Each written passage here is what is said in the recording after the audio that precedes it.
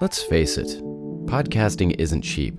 Well, I mean, it's cheap to listen to. Just Google Friends with Deficits podcast, or ask your smart speaker, play the Friends with Deficits podcast, or ask your smart friend, how do I hear the Friends with Deficits podcast? Anyway, I assume you figured that out by now. You could also ask them, how could I help support the show and keep it going? Can I just offer like $1 a month? I'll spare your smart friend all the questions and just tell you, yes. Check out patreon.com/friendswithdeficits. It's all there, plus outtakes and other extras exclusive to patrons. Check it out now. I'll wait. Ask your smart speaker to pause. Or ask your smart friend to remind you to check out patreon.com/friendswithdeficits after this episode. And thanks. I know we can't see each other's faces, but you're putting a smile on mine.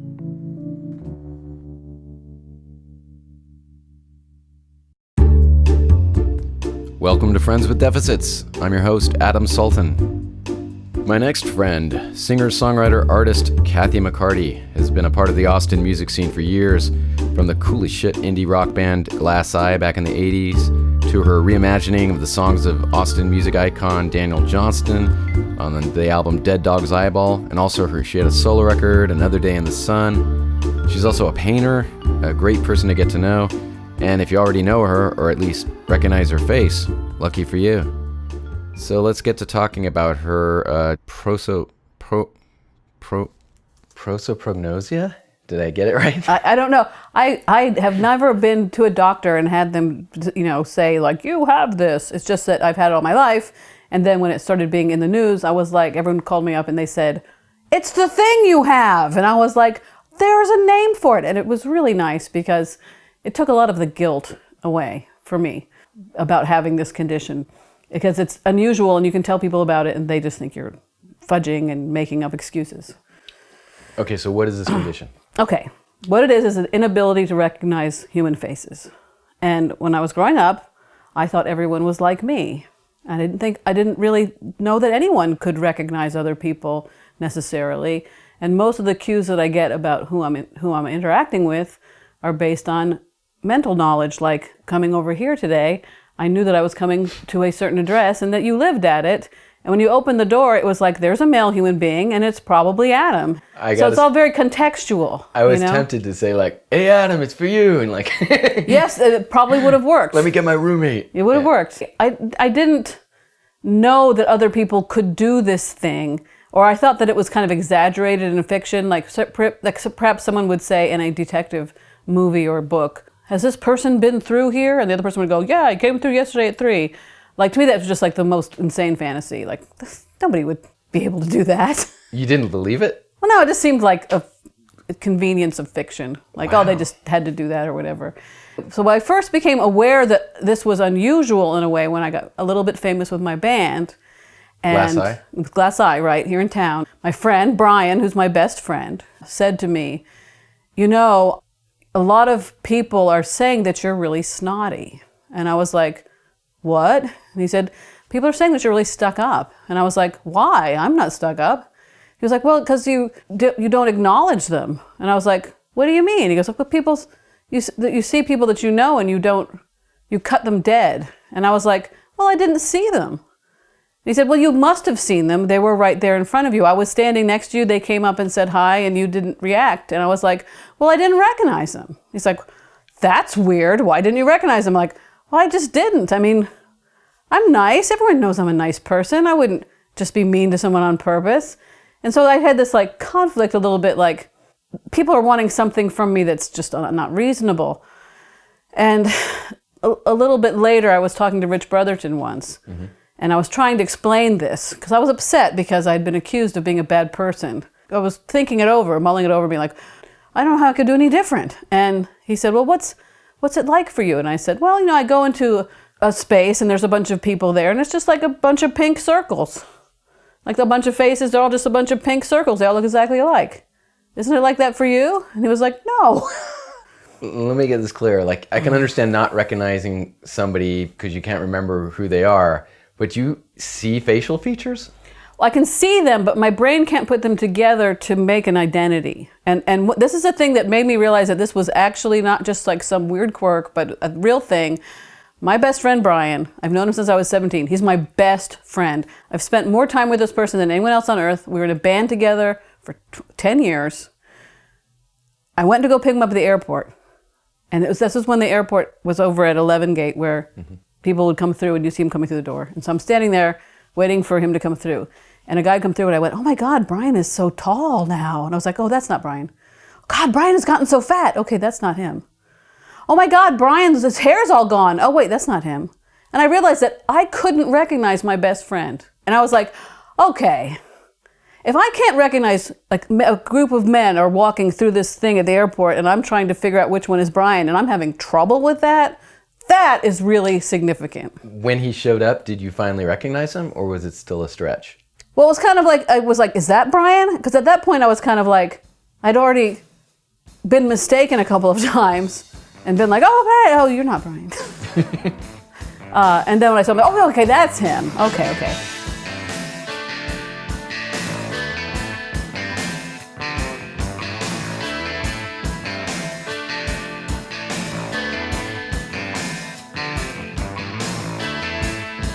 What did I see?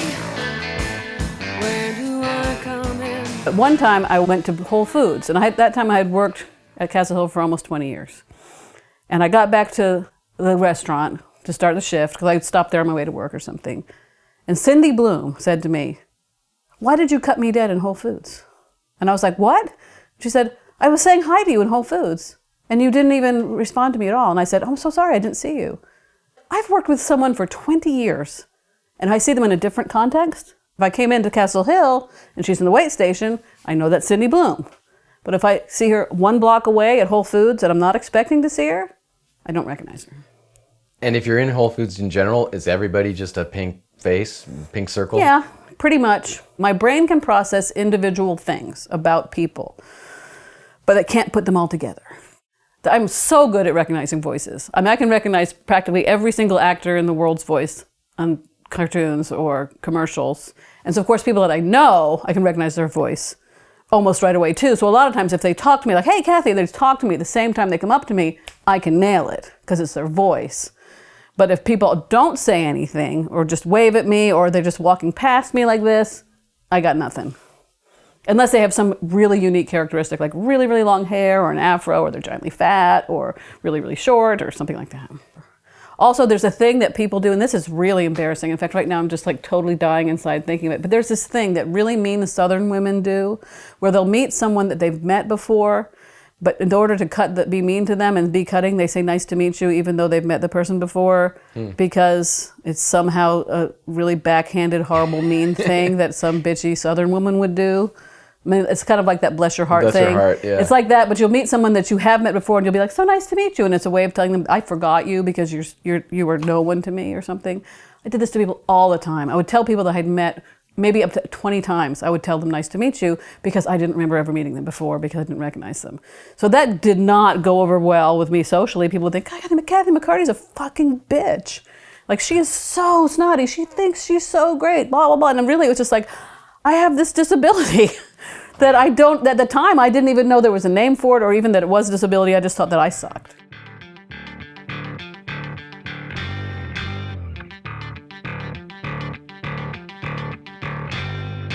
I don't know why people have this, but there's a thing I learned about myself later that makes sense to me, which is that I was born really prematurely. And I only weighed like 4 pounds, which at the time in the early 60s was like death sentence, like really bad, although now it's not a big deal. And I was in an incubator for the first 6 months of my life. And back then, they didn't have mothers come visit with you or anything. Like, they didn't touch you. You were just in this like little machine for 6 months. And you didn't really interact with other humans when you normally would be. Mm-hmm. And it makes sense to me that might have been the period during which I should have been learning to recognize faces, and I didn't.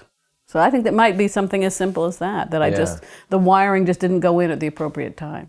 Is there people that you recognize more than others? I'm talking about faces, though. Oh, just faces? Well, I can just tell you this story. Whenever I watch a movie, I have no idea who anybody is. most of the time, unless I've seen it a lot of times before, or someone is like really, really unusual looking. And then, in the olden days, in old movies, people were more unusual looking in the olden days. Like someone like Humphrey Bogart's very strange looking guy. Like no one really looks like that guy very much, or talks like him, or Jimmy Cagney. Those people are more easy for me to recognize. But the more modern movie people all look like underwear models. I have no idea who anybody is. And especially if there's more than one blonde pretty girl in the movie, I have no idea. And if I'm with my husband, I'll be like, who's that guy? Is that the guy from before? Is that the guy? So I have to ask questions like that throughout. And I'm one of those people that like everyone in the movie theater hates me because I have to always be going, who's that? Yeah. What are they doing? To where I mostly watch movies at home. I think I might have been a little off-put from movies because I can't figure out who the fuck anybody is. But also there's this, which is I have gotten a little bit better lately in that I get super proud and I totally want to do a victory lap because every once in a while I will recognize a famous actor in a movie. That's pretty And good. then I'm just like, wow, I just feel so great. But sometimes I'll be watching a movie and I'll be like, that's Nicolas Cage, isn't it? Ta-da! And then Dave will go, yes, it is. And I'll be like, yes, yes. I had a dream about you.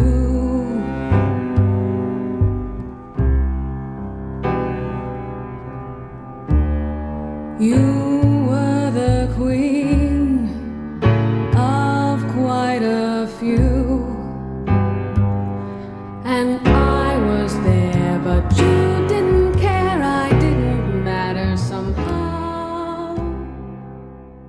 I think that one of the things that I wish I could have done in my life is go into politics because I really care about politics a lot and I would like to make the world a better place by being the only honest politician on earth or something. But man, can you imagine trying to get elected when you can't recognize anybody's face? It seems to me like this is a thing that would just keep you out of politics forever because the thing that everybody loves about Bill Clinton or any other really successful politician is that they remember you and they like you and they're like, oh, hi, good to see you, Frank, or whatever. And it just wins the hearts of people. And like, there's no way I could ever be that guy. And it makes me sad.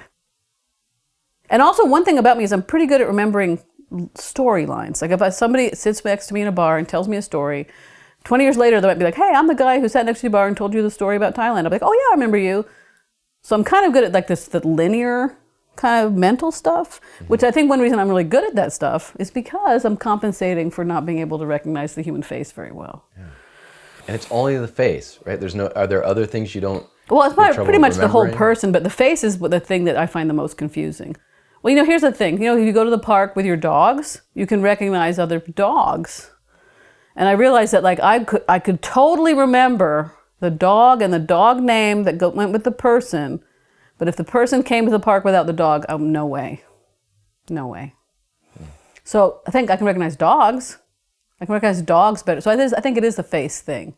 One thing about like if you're painting a portrait of someone, if you're painting a portrait of a human being, if you can get something just a little wrong, like one eye is a little bit too far away from the other eye or a little bit high or a little bit low, the likeness is gone. Yeah. So I think that those little tiny things are the things that I'm particularly bad at. No way could you ever trust me in a lineup. Wow. Like no way would I ever be able to tell the difference between a bunch of, reasonably fit 40-year-old white guys with glasses. It'd be like, I don't know. Right. They all look kind of the same to me. So what if you looked at a photograph of somebody and studied it of just a face, Okay. and then it was shuffled up with some other photographs and brought back to you? Would you be able to recognize it? I doubt it. I mean, I've never done anything like that, but I doubt that I would do very well at that. So you haven't done the Cambridge face memory test? No, I haven't. Which I hear is the way to diagnose that. No, I think that would probably be a good thing for me to try to do. Yeah. For a while, when people would say something to me, I would say to them something like, well, I have face blindness. So bear with me about this. This may happen. A thing may happen where I won't recognize your face if I see you again. And just remind me that who you are and talk to me for a second, and then I will be able to place you. But it's a thing that I've got. It's a condition. And I thought that this would really smooth the way for me. Like the social problems would be gone. Mm-hmm. But what I discovered is that people just think you're lying, and they just think that you're lazy and that you're mean. You should use the technical name, prosopagnosia. Or something I have like that? prosopagnosia. Yeah, then I think face blindness, though, it says it better. Oh my it says God, it better, but it sounds like, I just gave face up. blindness, yeah, I gave up. Well, here's the thing that happened to me. I was talking to a friend of mine, and he said, there's this painter I want you to look at his art. And I looked at him, and I got back to the guy, and I said, I really don't understand why he picked such a weird crew of guys to paint, because it was not very attractive models that he's picking. And he said, those are self-portraits. This guy does nothing but paint himself. And I was like, oh, well, that explains it. That explains why I'm not responding to it too much. But I thought it was just a bunch of random guys. And then I realized, this is real. This is real. I had no idea those were all self-portraits, because the guy had been doing like Frida Kahlo, like painting his own self-portrait in different ages. So there was like different ages of the same guy. And I just thought, what a crew of weirdos this guy is painting. Yeah, what about paintings or like representations of somebody, like cartoons? Like, is it the same thing? I don't know. I would say not. Because I think a cartoon character I can certainly recognize. It's a line drawing. How about South Park? They all look the same. Yeah, I can recognize South Park. Okay. I can recognize all the characters. That's a very easy thing. It's actually the opposite, because, Cartman's fat, Kenny has the red hood on, and Stan, I think, has the blue hat. I guess those are the distinguishing characteristics, but the facial features all look the same. I know. It's like real life for me. Ah, okay. That's what it's like for me. Like in South Park, and everybody is one of the kids. People need to be fat and wear blue hats, and that's how Cartman. He's the fat one, and then sometimes with ladies, of course, if you're at a party and there are ladies at the party and you're being introduced to people you don't know, you can just see what they're wearing. Sometimes it's very memorable. Like this woman is wearing a linen sheath that is peacock green, and she has red hair. So you just remember that much, you can totally get by. Yeah. It's just that if you're seeing people when they change their clothes or they're all dressed sort of alike, that's when it gets really tough. You know what? Think about headless bodies for a minute. Imagine you're going around and everybody has no head and it's just bodies. How well would you recognize anyone? Right. That's what it's like for me. Yeah. That's pretty much exactly the difficulty, where it's not impossible, especially if someone's really fat or really tall or a midget or something, you know what I mean? Or they have really, really long black braid or something. Mm-hmm. But it's almost like they don't have a head.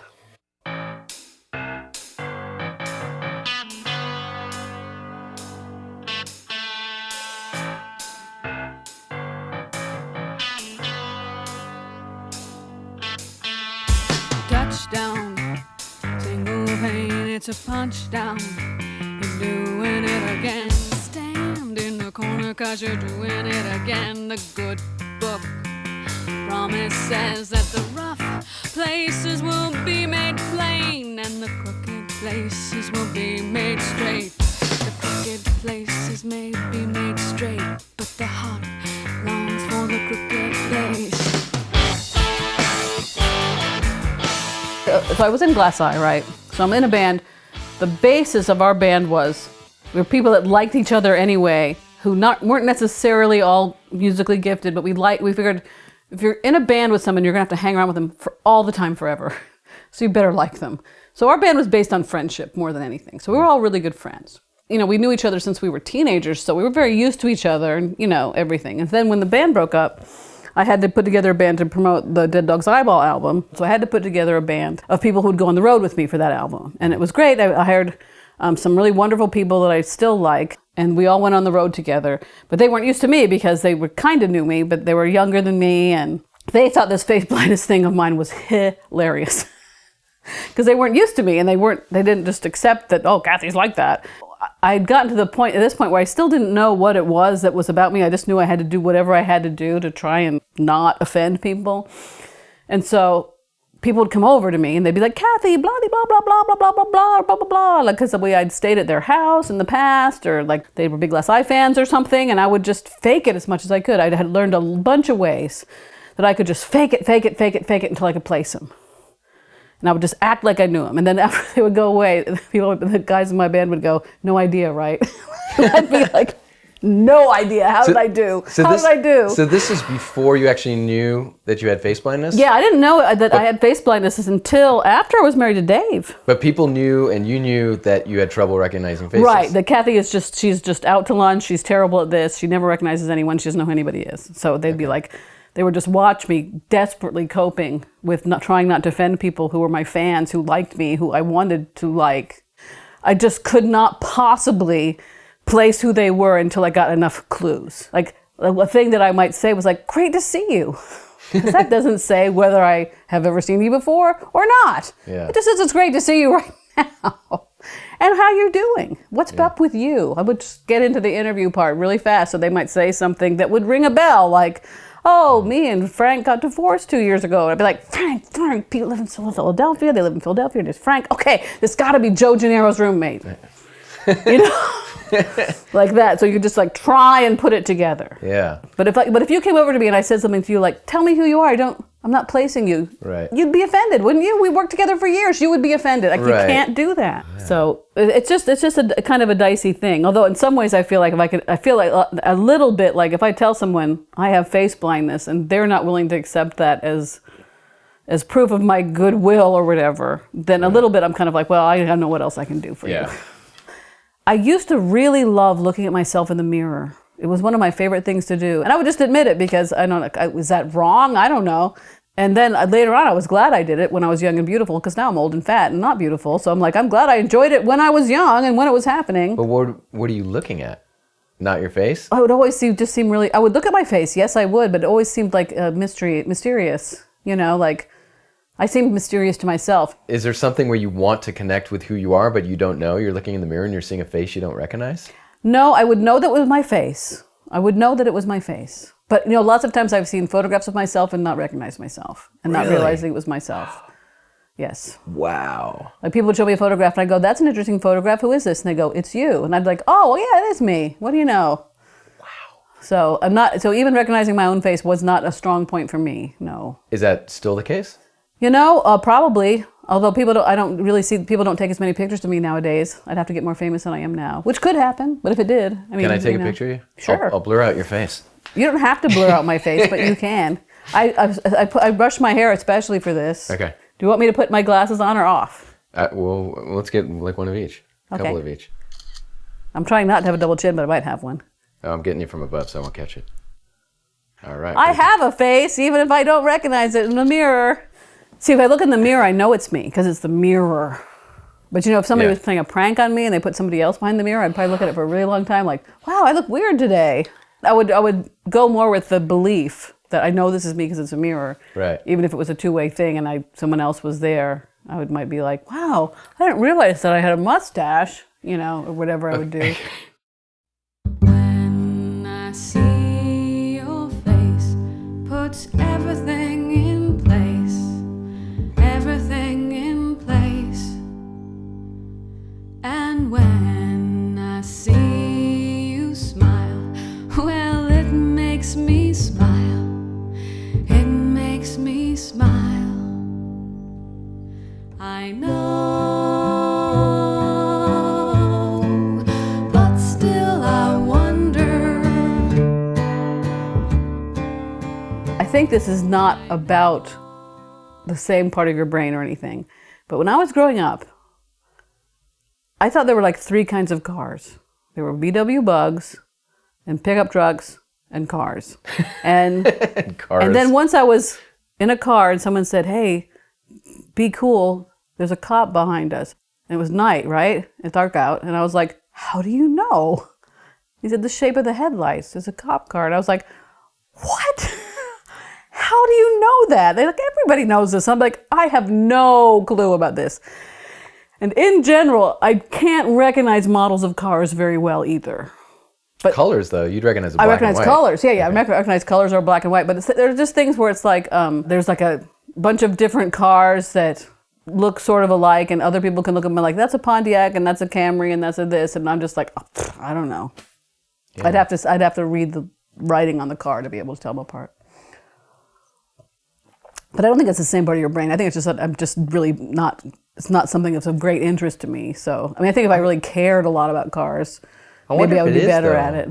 It might, yeah, it could be. Because like you could recognize trees, but they're so generalized in a certain way. I don't know. Like the face, the whole thing about faces is people connect to that, the personality and everything, all in those features. I think that the human brain, I believe, is wired to recognize faces, and it's normal to be able to recognize faces, even if there's like, say, 7 brothers in a family and they all look sort of alike. For a normal person, that would not be a problem to recognize these different faces as something we're supposed to be good at for survival. So someone like me is just a weird outlier. Yeah. And I have to develop all these other coping mechanisms to deal with it. And there are certain situations where I would get killed. Do you have any siblings? Yes. I used to have a sibling. He's dead now. Oh, I'm sorry. It's okay. Do you remember anything about recognizing him or not recognizing him? No, I always recognized him. I think I pretty much always recognized him. I can't remember a time that I didn't recognize him, but he also lived in my house. So I could pretty much figure that was him. And because he was my brother. Yeah. And later on, when we didn't live in the same house anymore, it was easy to recognize him because he was at my mom's house. Like, who's going to be there? Well, my brother's going to be at Thanksgiving, so that must be him. So there's a lot of like logical breakdown there about who is it, like figuring out who it is. What about waiting tables? Oh, that's the thing. Oh my God. I mean, why was I a busser for 38 years? Oh, you had the pork. Oh, I'm sorry. No. It's like I do not have the skill set to be a waiter. I don't. I was possibly, at least for a period of time in my life sometime, the world's best busboy. I was so good. I was insane. I applied every single bit of my insane IQ to being the world's best busboy, and I was so good. It was phenomenal. They called me the McCarty machine, and I was amazing. I remember this. Yes, I'm a really good busboy because you know what? Busboys aren't dealing with fucking faces. Busboys are dealing with tables and dishes and doing what you're told and like helping people out. But I bet you were considered the snobbiest busboy to a lot of patrons. Yeah. Maybe, I don't know. That person's, a lot of people thought I was retarded, actually, which I let them think, because like, who kind of 40-year-old person is a busboy? But I tried waiting tables in my 20s, like at the normal point where you've been busing for 6 months, now you can be a waiter. And I was like, fucking hated it. And I just went right back to busing. I'm like, oh, and I was like, this isn't my focus in life. I am a genius, creative songwriter and performer and singer. So, I mean, I give it my all when I'm here buzzing tables, but this is not a career path I'm going after. I'm not trying to own a restaurant or become a restaurant manager or anything like that. I never showed the stellar amazingness as a waiter that I did as a busser. And I understand in my own life why I stuck with busing so long. Because for me, that was very rewarding to be so good at something and to help people out so much. And although the money was better with waiting tables, I never really felt like I was doing something that I was good at.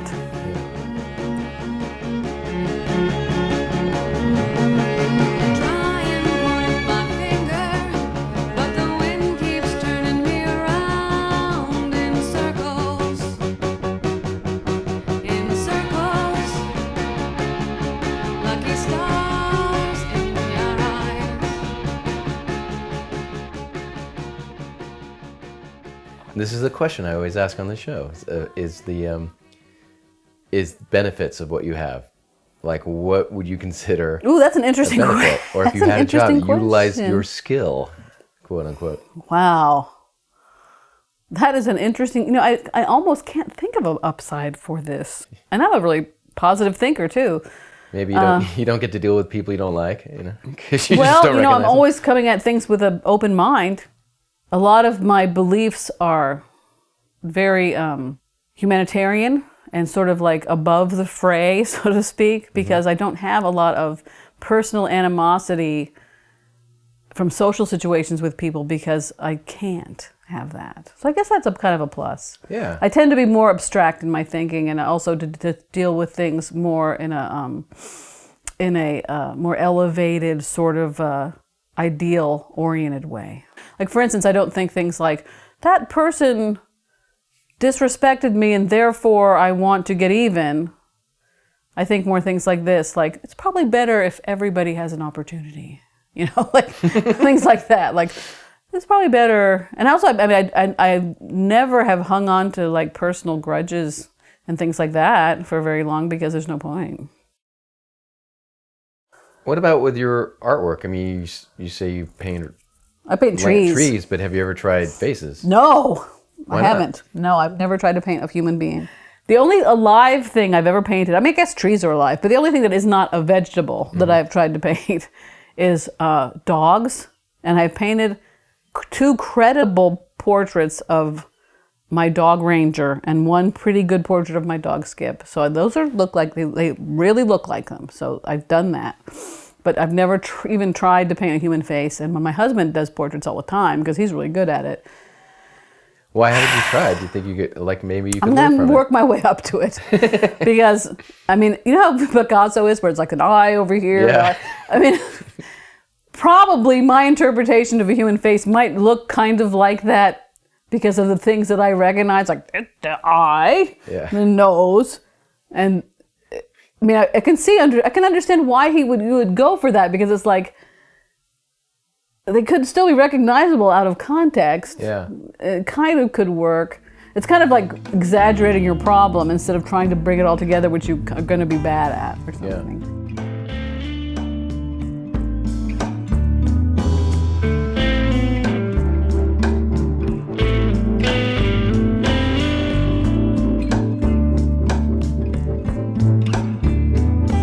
But I never forgot that conversation that I had with Rich, where I was like, it's just like a sea of pink circles. And then years later, I remembered this conversation, and I was like, yes. I mean, just imagine that if you're going out in the world and everybody that you see or interact with, or in a car, in a grocery store, whatever, they all have that thing on their face where it's going like this, like on TV when they're trying to disguise identity.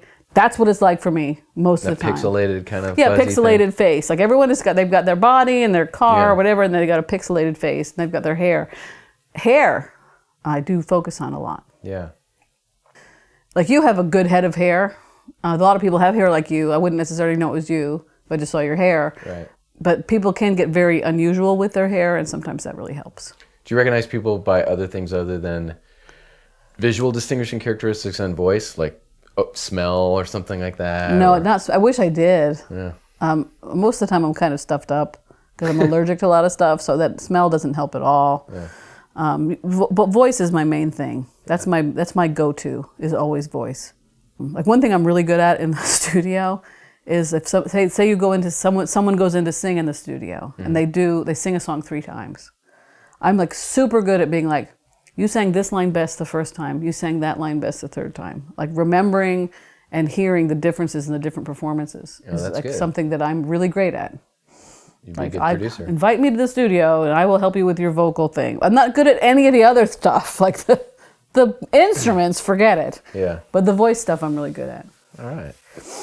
Speaking of that, I should finish up with your musical exploits or other things. Oh yeah, I can talk about what I'm doing. I am writing an album now that's super good. Cool. And I thought I was going to go in the studio and start recording it in May, and then I went and I played in the songs for my friend Brian, who's my producer and who owns a studio, and he said he would record my record for free because he's my best friend. And he said, no, you need to practice more, which is probably true. And so I was like, okay. And so I had to practice. And I got to the point where I was like, I feel really ready to record right now. And I was like, when are we going to record? And he said, oh, I have a paying customer now, so you have to wait till they're done. And I was like, oh, yeah, I'm super frustrated. And he was like, tough shit. So I'm hoping to go in the studio in October. Cool. That's good. That spoils my next idea, which was like, why don't you play a song for us? Oh, I'll play a song for you. Well, actually, I can't. I don't have my guitar with me. I've got guitars. Is that a nylon string guitar? It's an old Martin. It's with steel strings. It's got steel strings. Well, give it to me. I'll try it. Yeah. I'll try it.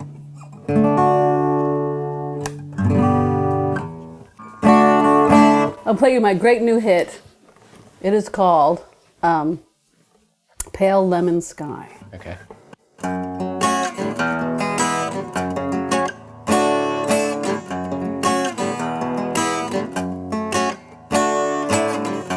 They've got 5,000 men. We've got 200 men. Looks like 10,000 men to 9 score Texicans. Pale lemon sky just before sunrise. Shadows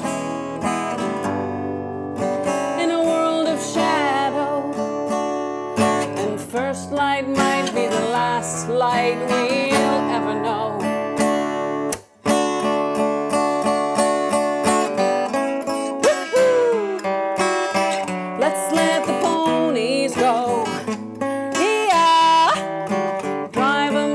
the brazos. Woohoo! Let's let the ponies go. Open up the gate. This isn't their fight. Drive them aright toward the pale lemon sunrise.